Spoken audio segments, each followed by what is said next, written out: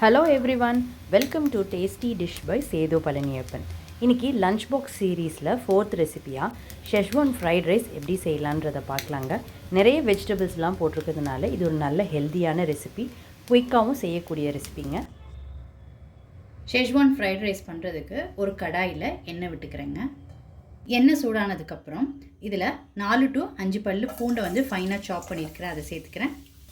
அடுத்து ஒரு சின்ன துண்டு இஞ்சி, பூண்டும் இஞ்சியும் ஸ்லைட்டாக வதங்கினதுக்கப்புறம் இதில் வெங்காயம் சேர்த்துக்கலாங்க. ஃபைனாக சாப் பண்ண வெங்காயம் ஓரளவுக்கு வதங்கிடுச்சு. இப்போ இதில் கேபேஜ் சேர்த்துக்கிறேங்க. கேரட் பீன்ஸை விட ஒரு பங்கு கேபேஜ் கூட போட்டுக்கோங்க. அடுத்து பீன்ஸ் சேர்த்துக்கிறேன். அடுத்து கேரட், அடுத்து கேப்சிகம்,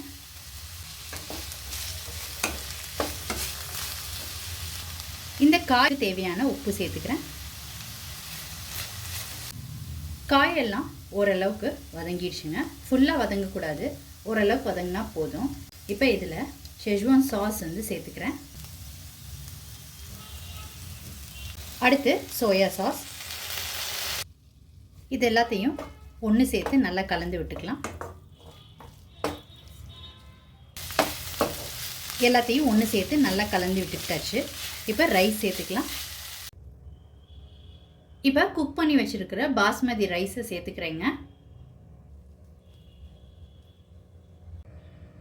1 கப் பாஸ்மதி ரைஸ் எடுத்துருந்தேங்க, 200 கிராமு. குக் பண்ண எல்லா ரைஸையும் சேர்த்துக்கிட்டேன்.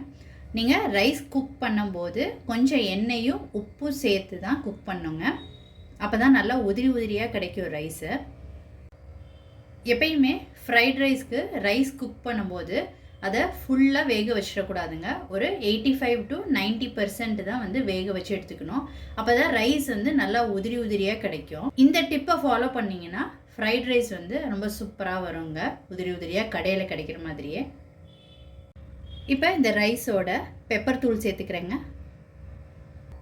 அடுத்து இதில் உப்பு சேர்த்துக்கிறேங்க.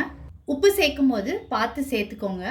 ரைஸ் வேக வைக்கும் போது ஆல்ரெடி உப்பு சேர்த்தாச்சு, காய் வதக்கும் போது உப்பு சேர்த்துருக்குறோம், அதனால் பார்த்துக்கிட்டு உப்பு சேர்த்துக்கோங்க. இப்போ இது எல்லாத்தையும் ஒன்று சேர்த்து கலந்து விட்டுக்கலாம். இப்போ கலந்து விடும்போது பார்த்து ஜென்டிலாக கலந்து விடுங்க, ரைஸ் உடஞ்சிடாமல். எல்லாத்தையும் ஒன்று சேர்த்து நல்லா கலந்து விட்டுக்கிட்டாச்சு. உப்பு தேவைப்பட்டால் பார்த்து சேர்த்துக்கோங்க. இப்போ ஃபைனலாக இதில் ஸ்ப்ரிங் ஆனியன் சேர்த்துக்கிறேங்க.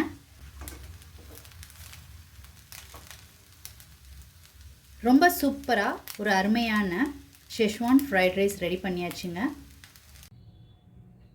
ஷெஸ்வான் ஃப்ரைட் ரைஸ் ரொம்ப சூப்பராக ரெடி பண்ணியாச்சுங்க. எல்லா வெஜிடபிள்ஸும் இருக்கிறதுனால இது ஒரு நல்ல ஹெல்த்தியான லஞ்ச் பாக்ஸ் ரெசிபிங்க. ஷெஸ்வான் சாஸ் மட்டும் ரெடி பண்ணி வச்சுருந்தீங்கன்னா குயிக்காக இது செஞ்சு கொடுக்க முடியுங்க. நீங்கள் இந்த ரெசிபி கண்டிப்பாக ட்ரை பண்ணி பாருங்கள். ட்ரை பண்ணிவிட்டு உங்களோட கமெண்ட்ஸை சொல்லுங்கள்.